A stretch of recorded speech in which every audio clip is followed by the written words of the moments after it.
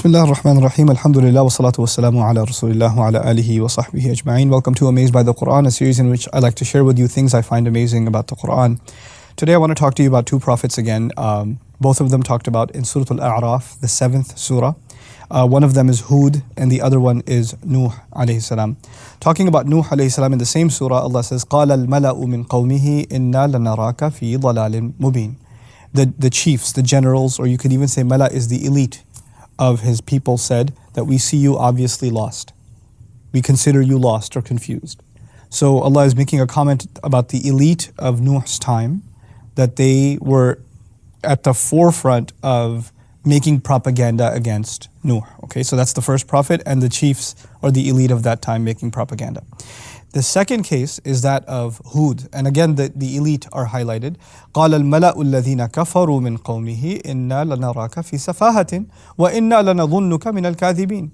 The chieftains, the elite who had disbelieved from among his people said that we certainly see you immersed in stupidity, ma'adallah, and we consider you from those who lie. Okay, so now in both cases the elite are in a sense, pointed at. And the accusatory fingers pointed at them, right? They're the ones incriminated.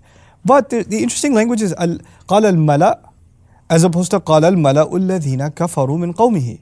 The chiefs from his people, or the elite from his people on the one hand, and the elite who disbelieved from among his people on the other hand. Allah is actually making a distinction between the struggles of both of these prophets, and He's alluding to the fact that Nuh alayhi salam had the toughest time of all other prophets. That's why, about his nation, وَقَوْمَ نُوحٍ مِّن قَبْلِ إِنَّهُمْ كَانُوا هُمْ أَظْلَمَ وَأَطْغَى وَالْمُؤْتَفِكَةَ أَهْوَى. Allah describing them in another place in the Quran says, the Nuh's people before, they in fact were they were more wrongdoing and more rebellious than anybody else. Like the worst nation described in the Quran is the nation of Nuh. Okay?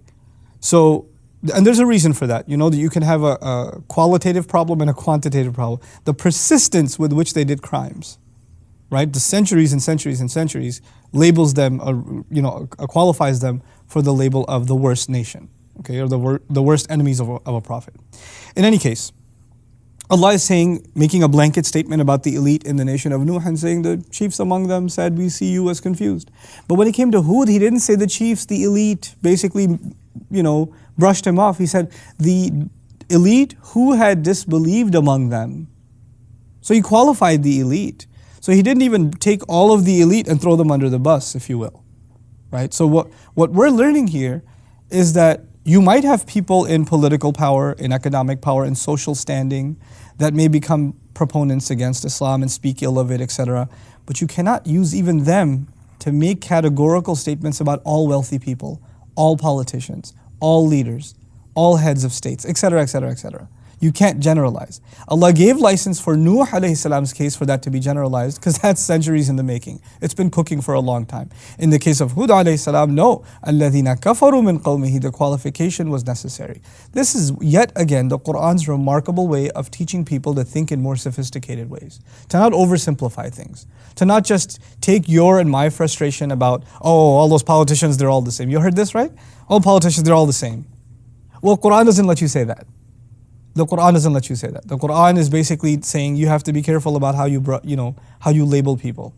There were those who explicitly expressed their disbelief and their disregard for the Prophet, and they came after him, calling him stupid and saying, ma'adallah, calling him stupid, or saying that he's among those who lie.